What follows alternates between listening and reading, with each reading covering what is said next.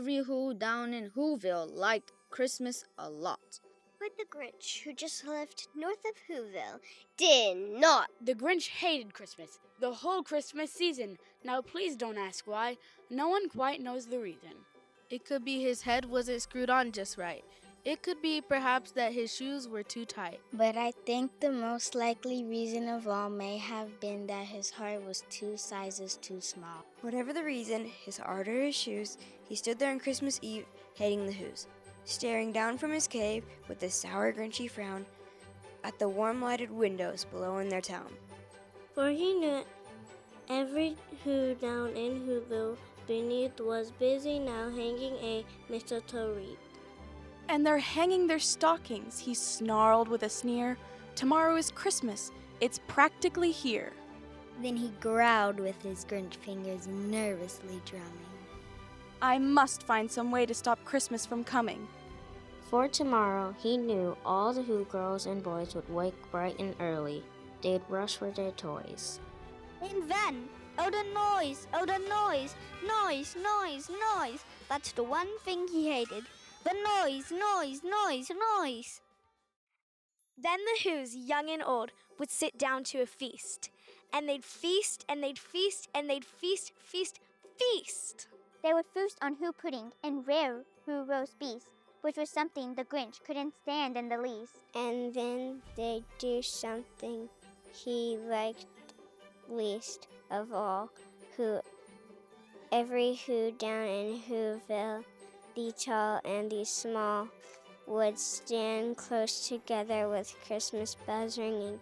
They'd stand hand in hand, and then Who's would start singing. They'd sing and they'd sing, and they sing.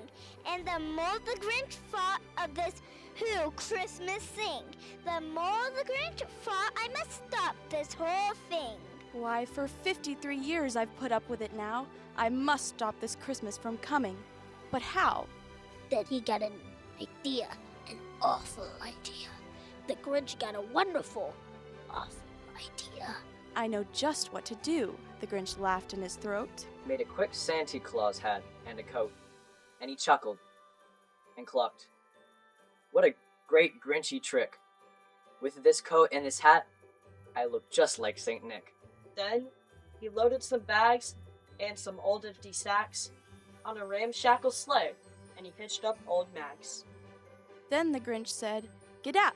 And the sleigh started down toward the homes where the Who's lay snooze in their town.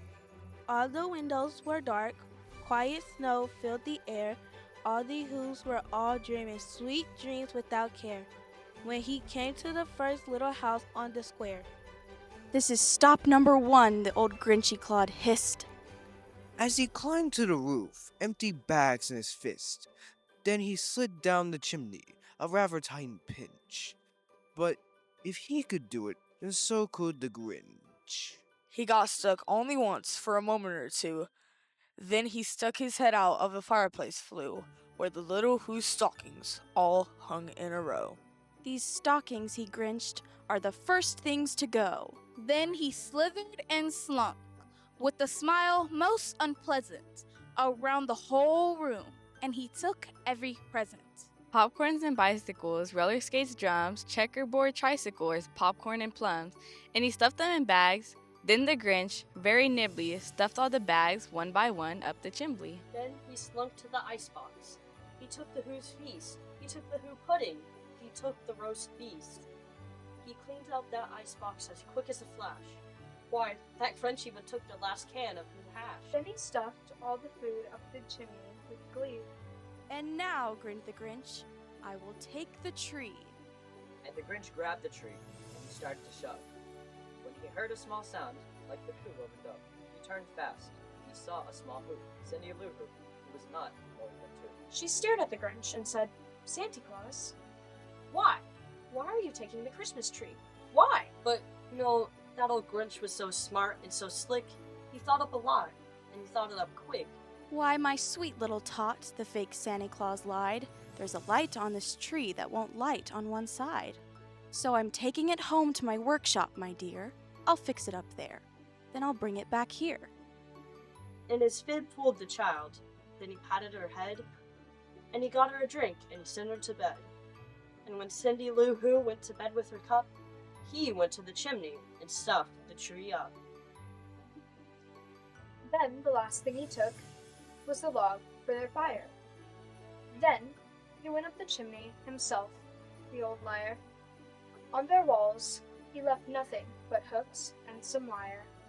And the one speck of food that he left in the house was a crumb that was even too small for a mouse. He did the same thing to the other Who's houses, leaving crumbs much too small for the other Who mouses. It was 15:15, all Who's there was to lose. All the Who's were all dreaming sweet dreams without care. And he packed his thread and started to zoom. The wrappings, the ties, the tinsel, the trimmings, the trappings. You got the feet up the side of Mount Crumpet. You rode with his load to the tip-top to dump it.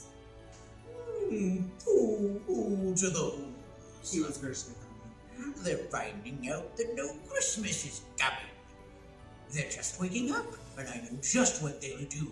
Their mouths will hang open a minute or two, and then all the Who's down in Whoville will cry boo-hoo. That's the sound.